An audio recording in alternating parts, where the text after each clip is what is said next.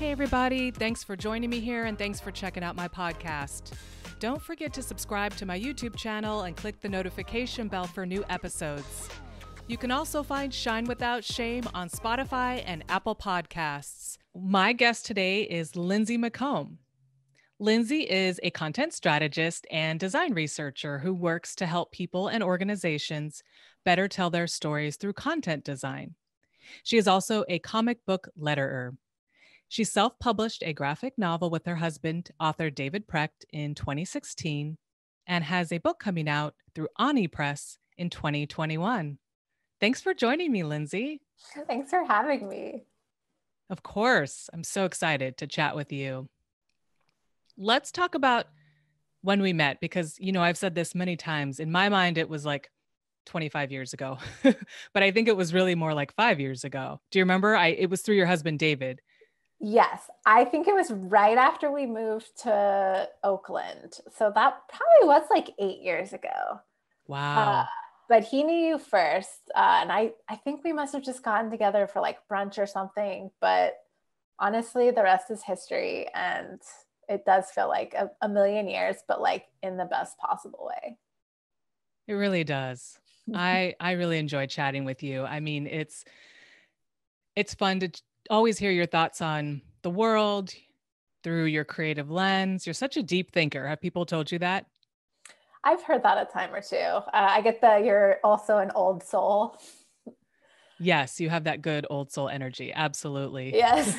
I don't know. I just really like to always be learning and always sort of collecting ideas and kind of seeing what ideas and thoughts I like to kind of keep in my pocket as I grow up. It's the best. It keeps you so dynamic. And I always appreciate that. Well, let's get into it. Let us chat about this idea of shame. My whole idea of this podcast is to focus on how we can kind of get shame out of the way so that we can really shine, so that we can really feel our best, feel like we're happy with our lives, feel like we're living our best lives, and not operate from a place of shame, which is easier said than done. But I thought I would start by talking about this concept that you shared with me, the idea of guilt and shame being two sides of the same coin, which is a really interesting idea. So please tell me a little bit about that. Yeah. Well, first of all, I do want to preface this by saying I am not an expert in any kind of psychology. But like I said, I'm just sort of an idea collector. And I came across some work by this researcher named Brene Brown. And she's actually a researcher in shame and shame resilience, which is cool, right? And so what she said was this idea that shame and guilt are sort of like, two sides of the same coin. And the idea is that shame is this feeling of something that you can't change about yourself, versus guilt, which is a feeling, a bad feeling from something you've done or haven't done maybe. But there's still this sort of potential to rectify it, that you can do something, and that guilt can be used in some ways for change.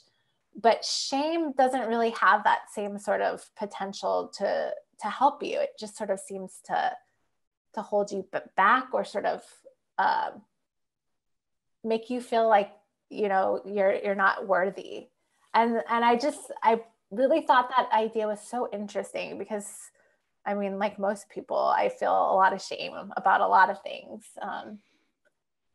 And the idea of sort of thinking about, well, how can I make it actionable, and what can I do to sort of change my relationship with it, and what do I actually need to be ashamed about, or just sort of playing in that space. It doesn't sort of make shame go away, but it definitely makes me think about what kind of power I'm letting shame have in my life. Yes. I think this requires a lot of effort, a lot of thought, and a lot of self-reflection, I imagine. It's I'm sure something that all of us are challenged with from time to time. And I know how powerful it can be in terms of the upbringing that we have. So when we were children, I'm sure there's a great influence in terms of our parents and the authority figures in our lives, the community members, teachers, however they spoke to us about our actions or our behaviors. I would just imagine plays such a huge role in who we become and how we assess who we are in the world and how we feel about our behavior and our contributions. Say a little bit about that idea too. Yeah, I think definitely shame really shapes like the stories that we tell about ourselves, and usually not for the good. Like I don't think I can think of a time when shame is helpful, but there's this idea that like feeling shame, it defines you, right? We were talking about it being sort of like this static thing. Uh, and it's like, instead of feeling like I did a bad thing when I was a kid, it's like, oh, you're a bad person. Or even conversely, like in sort of coaching, like with when you're a parent, to say like, you're so smart versus like you work so hard and you did so well. Like there's a lot for us to like tease out there in sort of that like defining yourself as like a static thing, like I'm a good person versus I did a good thing, or I'm a bad person or I did a bad thing. Like there's a lot there. And one of the things that I learned about when I was reading some of the things that Brene Brown was researching was they did this study on, I think it was college students maybe, and they basically were trying to see if they would be more or less willing to cheat on an exam. And they found that in asking them whether they felt like there were a lot of cheaters on campus or that a lot of people engaged in cheating, then they had different perceptions of it. And basically they were more or less likely to say that they would engage in it based on how they define themselves. So if they heard cheaters, like the static, then they're like, oh no, I'd never do that. But when they hear cheating, they're like, well, maybe I do that. So I don't remember the study exactly, but there's definitely something in there about that, the defining yourself versus committing an action. That's an interesting distinction. That is so interesting. Yeah. And it is really hard to tease that out. Like you said, you would need help. You would need, information. You would need to understand like through therapy or through research, how to make that clear for yourself. So then, in the moment, oh, okay, I'm acting in, in a shameful way, or I'm acting within shame, but I don't necessarily need to, if I maybe were just to focus on doing a better job or trying harder. It seems so complicated. I know whenever I've thought about maybe times when I think about times when I've dropped the ball, or when I didn't do my best, or didn't do what I promised, or, said I was going to do something and didn't follow through. I know for me, it's really scary. It has been in the past to face that, to sort of hold myself accountable and just say, hey, to someone, I know that I said I would do this, or I know I could have done better. I'm sorry. This is what's going on in my life. And that's not easy to do, but I know that whenever I have had the courage to just be open and honest, it feels so much better than going into that narrative of like, oh, I'm such a bad person. I just really, I'm not, I'm people don't appreciate, that I, can be reliable, or that I'm, able to follow through it. Instead of kind of hanging out in the idea of what people, how they perceive me, and then, oh, they must perceive me as a bad person. It does feel better, I found, just to say, hey, I know I could have done this better. I'm sorry that I didn't follow through or didn't follow up about this. So much easier it than just ruminating and to me, wondering, imagining that people are really upset with me or really disappointed in me. Mm-hmm. And but I think you do have to get clear about that. You do have to say, hey, what is my role? What is my responsibility here? And if it was just that I, yeah, didn't take action in some way, then I can just own that. But do you find that whenever in the past, maybe you've faced someone, you've said, okay, I, I'm just going to step up and say this, like, whether it's work or a work situation or with friends, like I know I could have done better. Or I didn't make that deadline, or I didn't follow through. Do you find that the person receiving that usually isn't really that upset, or, doesn't make that big of a deal of it? Yes, almost constantly. I would say that I probably beat myself up more than almost anyone else does. But yeah, it's really about those stories that we tell ourselves. So it's like, oh, I messed up. I feel guilty. I feel ashamed or whatever. And I apologize and I take that action, and that's good. But I still, and I'm sure a lot of people deal with this, that like residual feeling of like, ooh, I'm a bad person.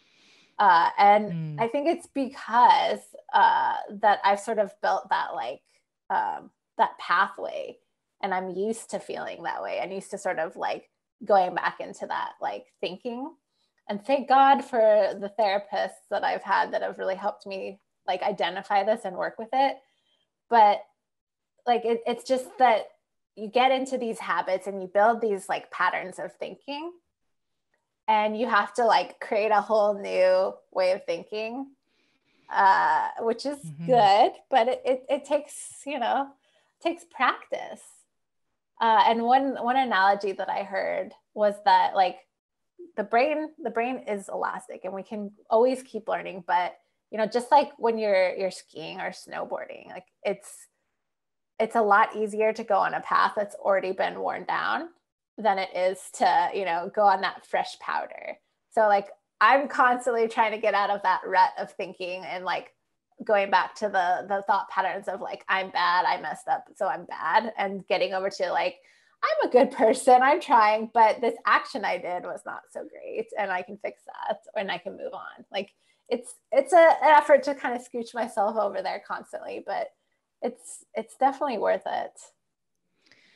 I think it is. I agree. And that analogy it resonates with me a lot because I used to ski, and I remember when I would ski in the fresh powder, it was, for me, it was actually really exhilarating, but also really scary because there was no path carved out. I didn't know where I was going to go. I had to just trust wherever my skis and body took me. That was where I was going. That was where I was going to head.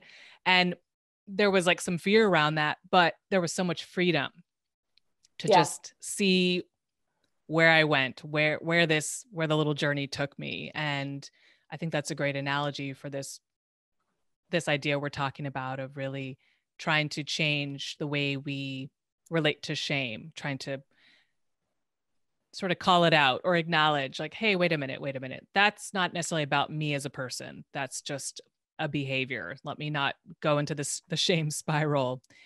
And yeah, I really appreciate you sharing that it does take time, and it does, take a lot of self-awareness and trying things, and okay, saying maybe that didn't work. Well, let me try this now. Let me see what results I get. And just the last idea I have about, facing our missteps or our shortcomings and having people respond or react to that. I've thought about this in my own life. It's been important for me to reflect on the fact that most people aren't sitting around worrying about me or like thinking No. about what I'm not doing well, or thinking about uh, me all day long, and wondering, why I didn't follow through, why I didn't step up. And maybe they thought about it, but it's not usually as big of a deal in my experience, as it is in my mind, than for the other person. I mean, it usually ends up in my mind just becoming this huge, at least in the past. I think I've been able to work through this. In the past, I was just there was so much fear about around the perception people had of me. I really thought I had to be perfect. Mm-hmm. And I was so worried when I had even a sense that someone wasn't happy with me. So I had to do my work to really move through and learn about what's really going on there. And that, again, most people just aren't really sitting around thinking about me. They're thinking about their own lives. They're thinking about the challenges they have, the family members they need to help, the problem they need to work Mm-hmm. through. And if it's like a work situation, my coworkers are thinking about their work and their own life and their stuff. And if it's a manager who I have to answer to, I mean, sure, they're looking at my behavior and they would give me feedback if needed, but they're not sitting around thinking about me. It's once I really Yeah. honed in on that reality, I was like, oh, okay, I can just let some of this go, this pressure I'm putting on myself. Like, why am I breaking a sweat when no one else probably is Yeah, is giving it much of exactly. a thought? Exactly. Like I think about it a lot, like the situations where, maybe one of my coworkers was late turning something in that I needed for, my piece of the project. I almost always am like understanding when they explain why, I take a very empathetic approach to all this. And a lot of times I think we don't extend that same empathy to ourselves.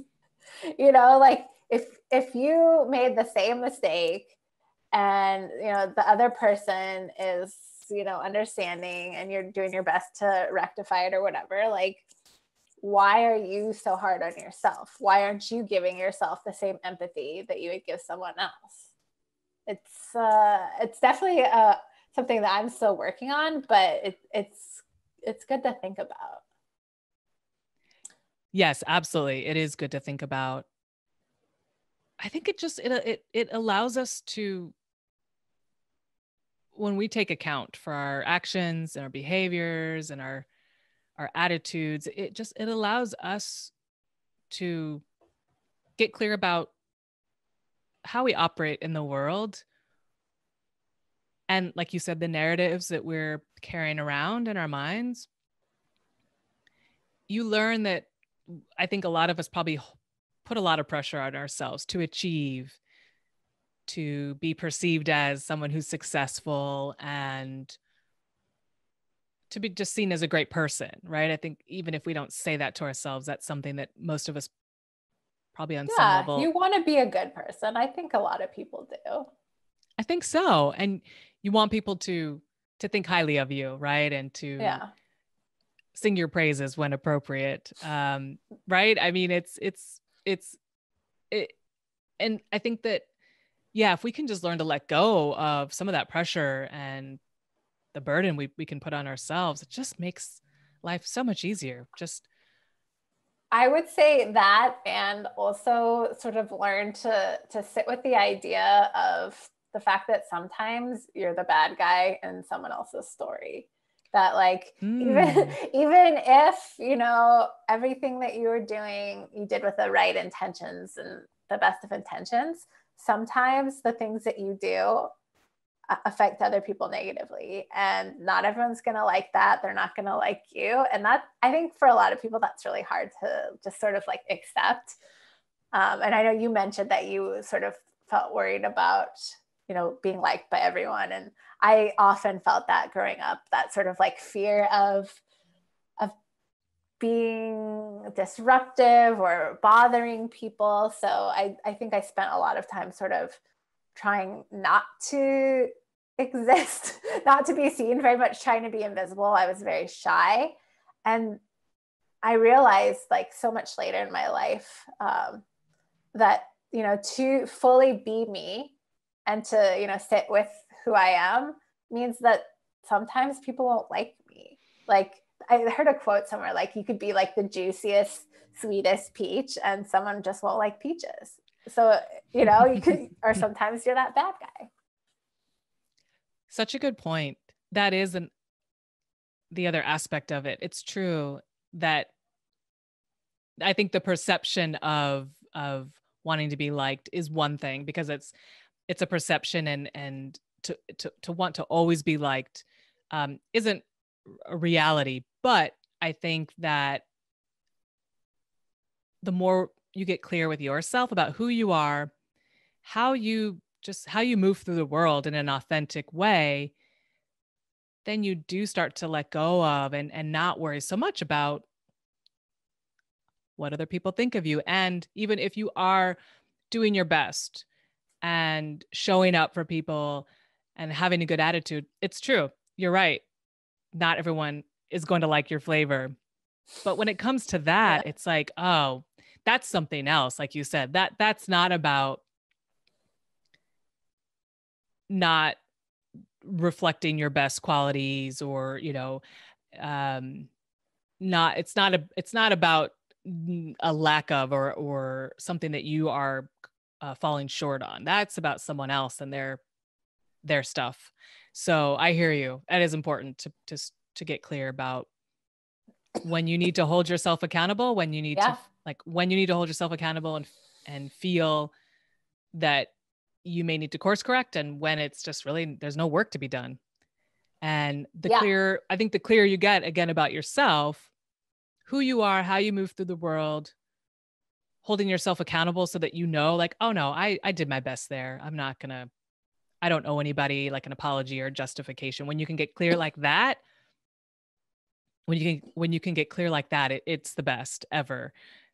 It's just so freeing. And I wanted to also talk about this idea of the imposter syndrome. I know you and I have chatted about this before. This balance, this struggle, it seems sometimes. I know when I've experienced it, to want to be authentic, to want to bring your best self to whatever situation, whether it's work or it's your community life or your family life, against or versus feeling like you're trying to be something that you're not. You're trying to please people or just show up in a way that isn't authentic. That's a struggle. Talk a little bit about your experience with that. Yeah. Well, like I mentioned, like I was very shy, or I felt very shy, I guess, when I was much younger. And I spent a long time growing and sort of pushing myself in all these different directions, because I felt like I needed to be more outspoken, and I needed to, be more of a leader and take more control, and, sort of really be able to stand out in the business space, or, just in personal relationship kinds of things. And I got to this point in my career where I had the opportunity to go back to school, and I got my master's degree. And what I realized in that is, okay, I can come to the table now and I have these qualifications that, you can't really deny that. But I realized in sort of this like second stage of my education that the authenticity that I bring is powerful. And that when I'm trying to be something I'm not, it doesn't work. Like I could be loud and I can, pretend to be this person that I'm not. And it just doesn't have the effect that I want, no matter how, loud or whatever I am.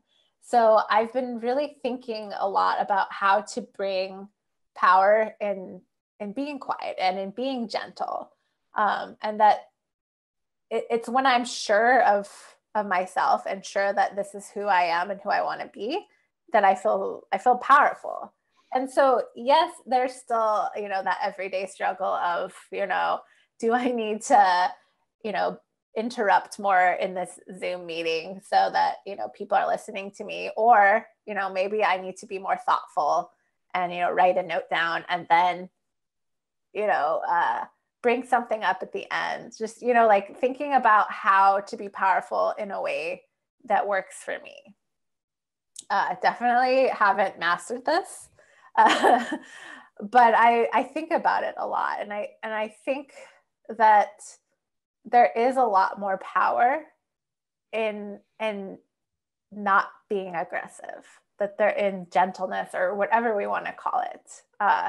But it's hard, I think, especially with the stories that we hear or the stories that we even see around sort of like what it means to be a leader or a hero or whatever. And it's often these people that take up a lot of space. And I think there are other ways to be heroes, and you don't necessarily have to be, the loudest one. I hear that. It's, to me, it speaks to everybody showing up truly as their best self. And what you're talking about is you've reflected on, you've gotten really clear about what your gifts are, how to use your talents, how that looks like for you in different situations. It sounds like you're really working on trusting, no, this is who I am. This is what I know I have to offer. This is my approach. And if everybody could just come from that same awareness and that same understanding, wow, it'd be a win-win, win-win everywhere, a win. All the Because wins. all the wins. Yeah. Because even leaders and even quarterbacks, they're not always in the game, so to speak. I mean, they have their moments, but then there are times when their actions are done, or they're, what they've offered is complete. And if somebody is really trying to like take things over, hog the spotlight, that's something else, obviously. And I think that's probably what sticks out to a lot of us when we think about people who are really aggressive, who are really dominating, who are just really trying to take up a lot of space. But man, if everybody could think about their gifts, their talents, and trust that they know how to make a valuable contribution. It's like I think that we know, if we really pay attention, we know when we've made a valuable contribution in whatever realm, whatever set of circumstances. We know what that feels like when we were authentic and we gave our best selves to a situation. And then we know what it also feels like when maybe there was some ego involved, maybe I didn't really have to say anything in that moment, or maybe I didn't need to take those other steps of action. We know if we pay attention what those two modes feel like. And it just feels so much better when nope, I gave it my best. Yeah. I did what I know, what I can do well. And I know that it was of value and it was meaningful. That's not about ego. That's really about knowing who you are as a person and coming from that place of truth and that place of, authenticity. If everybody were to do that, wow, I think that's the goal in my mind to what this work is really about, of getting to know ourselves, becoming more self-aware. And it's really, nobody loses, nobody takes away from anybody when you bring your best self and you make your contribution. Everybody wins and everybody gets to shine. There is this idea that there's not enough for people. There's not enough of everything, resources. Opportunities. What's that?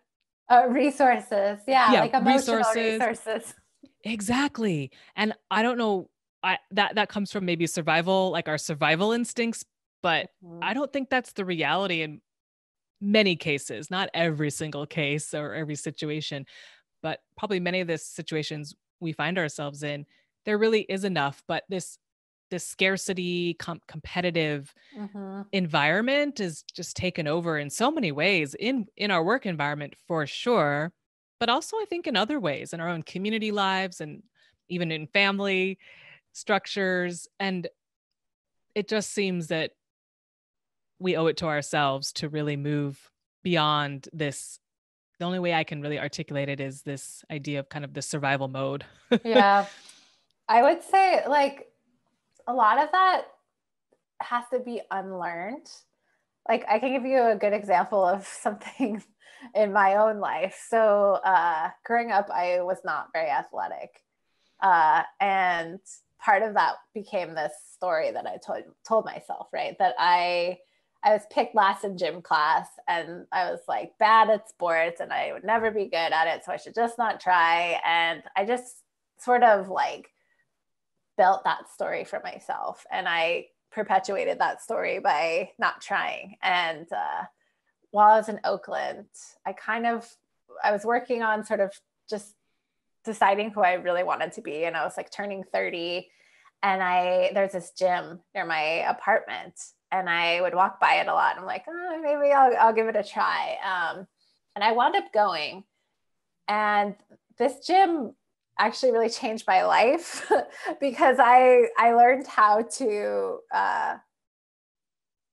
try in athletic things, but also to really change the story. That it wasn't about the fact that I couldn't do these things. It was that I didn't have anyone to help me. I didn't have anyone to teach me how to persevere and how to sort of set a baseline for myself. Like, this is what I can do. This is what I can do today. And the next time I go to the gym, can I do better? Versus, trying to compare myself and, I'm the slowest runner in the class, so I'm bad. But like, I never really had anyone that was helping me say, well, okay, you ran that mile in 15 minutes. Maybe next time you can do it in 14 and 55 seconds. Like I didn't have even that incremental sort of coaching. Right. And I think there's so much that people can do on their own, but especially with help around sort of like trying to be a little bit better, whatever that is in your life. And a lot of that shame that I had around sort of not being good at sports has really dissipated. And like, it was such a great experience. And at one point, I was able to deadlift 150 pounds. Whoa. Yeah. And I like found out that I love boxing and just like all of these things that would never have happened in my life had I not sort of been willing to take that chance and put myself in a very vulnerable place to face this shame and these stories that I had created for myself. Wow, Lindsay, that is powerful. And I remember when you were sharing that with me a few years ago, the experience at that gym. I was like, wow, look at her. She's finding out what she's capable of, and she's like happy to explore. I admired that a lot. And I do admire that a lot about you. I can't help, but I know I've told you this before, but I can't help but think that you could really be a light to other people. I mean, your experiences and your insights just seem to be so valuable and so clear. Like I know you once you get clear about something, about how you want to think about something, about how you want to bring something into your life, like you just continue to take those steps and get clearer and clearer.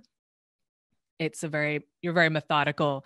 And I just think that could be of value to other people. I mean, however you would offer that to people. I'm not saying you need to be a coach or a counselor. I mean, if you want to do those things, wonderful. But through your art, through your creative abilities, it just seems like there's something that we've got to make sure gets from Lindsay's experiences out to other people. What do you think about that? Yeah, I think I may have mentioned this to you before, but because I'm a storyteller, both professionally and sort of as a hobby, I have been thinking about writing a book, more like fiction though, and just really like going back into some of my old journals, because I used to keep like journals for like probably like 15 years, and I still do, but not as regularly. But really sort of like looking into the stories that I literally wrote about myself, and and playing around with sort of like how that narrative shifted and what I learned and really, but you know, in a little fictional space. So it's, you know, there's much more that we can explore there, but I do want to play around with sort of how my narrative has changed and what I learned.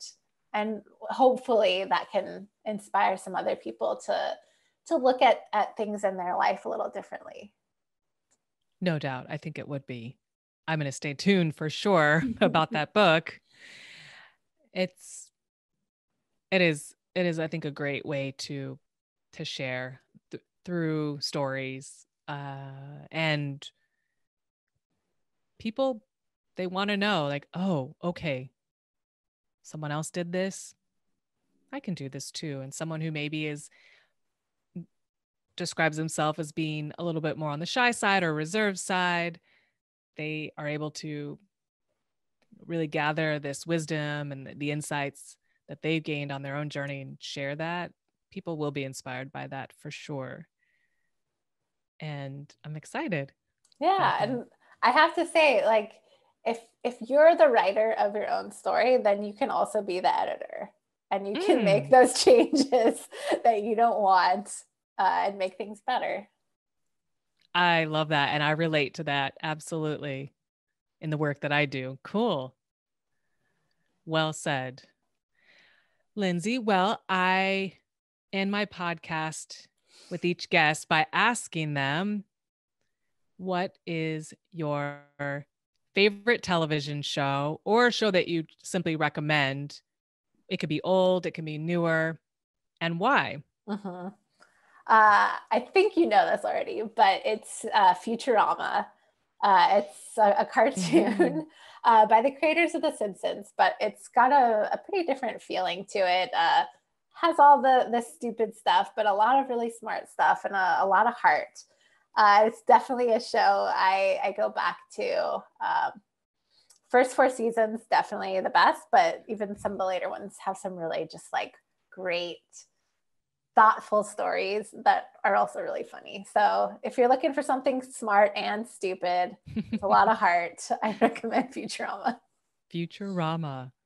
I have not watched this show. I know about it because I was thinking about this as you were saying. I remember it from when I was in college or maybe in my early 20s. It's been around for quite a while, or it started and stopped. Is that right?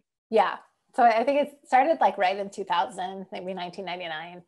And then it got canceled and then they brought it back in like, I want to say like 2010, maybe something like that. Okay. Wow. Futurama.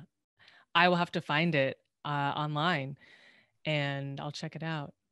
You and your husband always have great recommendations for shows, and especially television shows. Maybe more than movies. You seem to always bring up shows that you recommend. Oh yeah, I have a list if you ever want. Okay. Lindsay, thanks so much for taking time to chat with me today. I really appreciate it. It's been so much fun. Thanks. It was a pleasure, as always.